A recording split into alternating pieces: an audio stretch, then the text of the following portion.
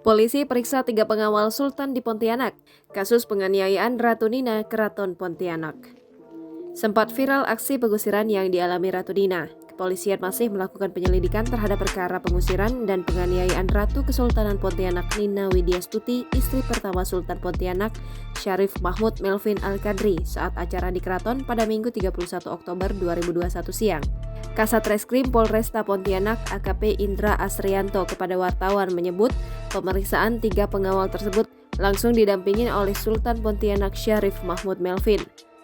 Sebagai informasi, total saksi yang diperiksa penyidik berjumlah 9 orang. 6 saksi diantaranya merupakan dari pihak pelapor, sedangkan 3 saksi lainnya dari pihak istana. Sebelumnya, video pengusiran kemudian menjadi viral dan menyebar di media sosial. Peristiwa tersebut juga telah dilaporkan ke polisi.